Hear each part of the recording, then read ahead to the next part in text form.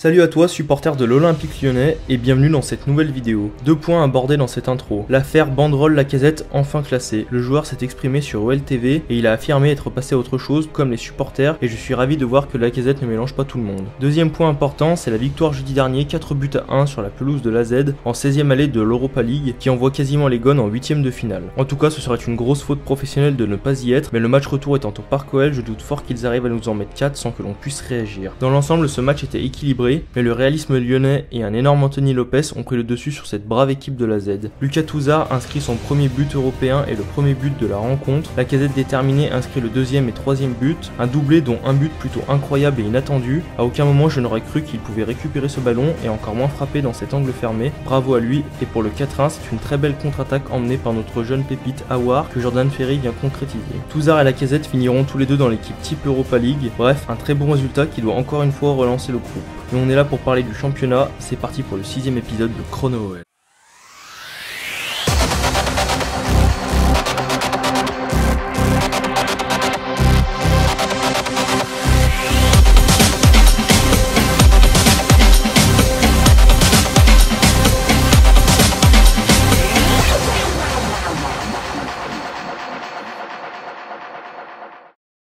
Ce dimanche 19 février à 17h, Lyon recevait au Parc OL pour le compte de la 26e journée de Ligue 1, Dijon, 16e au classement avec 27 points. À l'aller, les Lyonnais s'étaient inclinés 4 buts à 2 dès la 3e journée, ce qui avait lancé une mauvaise série. Il fallait donc se rattraper de cet échec et surtout éviter que les Stéphanois qui se déplacent à Montpellier et qui jouent en même temps que nous passent devant. Avant le début de la rencontre, l'OL ne compte qu'un point d'avance sur son rival. Pour commencer, Lopes est suspendu du fait de son coup de crayon sur son maillot en Coupe de France. Gorgin disputera donc son deuxième match de la saison, le premier s'étant terminé par une élimination en Coupe de la Ligue contre Guingamp. Il commence donc la rencontre avec un sacré poids sur les épaules. En défense centrale, Mapou est écarté pour laisser sa place à Diakaby, Touzard et Depay sont titulaires. Et en cette fin d'après-midi ensoleillée, on a assisté à un match complètement fou. Un match où nos Gones défaits à la 80e minute ont réussi à remonter la pente en venant inscrire 3 buts dans les 10 dernières minutes restantes. Ce qui réveillera une partie du stade et ça faisait du bien de retrouver cette sensation. Le compteur de fin de match est sans équivoque. La dernière équipe à avoir tiré autant que Lyon, c'était Paris en 2013. 32 tirs contre seulement 8 pour Dijon, qui au passage a quand même marqué 2 buts sur 3 frappes cadrées. Leur réalisme aurait pu nous descendre comme la semaine passée contre Guingamp, 2 frappes cadrées, 2 buts. Malgré tout, les Lyonnais ont eu très chaud.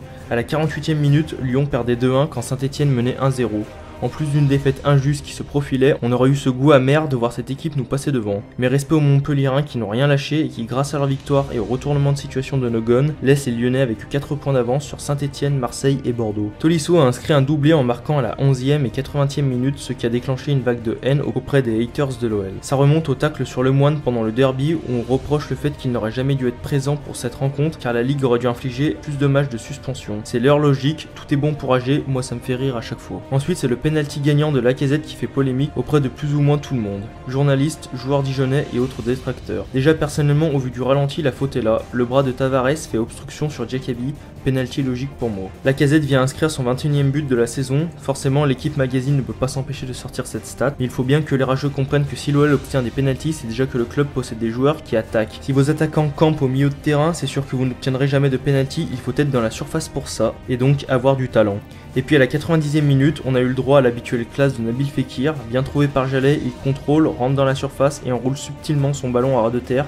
4-2, le match est plié. Mathieu Gorgelin peut être satisfait de son deuxième match, même s'il n'a pas beaucoup été inquiété par les attaquants dijonnais. En revanche, Maxime Gonalon est mon flop ce soir. Peu présent dans le match, on peut même dire fantomatique, il a offert une passe décisive à Diony qui marquera et donnera l'avantage à Dijon. Gorgelin aurait pu faire un meilleur choix sur sa relance au 6 mètres également. Bien évidemment, Tolisso est mon top du match, un doublé qui permet la victoire, ses efforts pour venir soulager la défense et sa présence offensive le place tout en haut ce soir.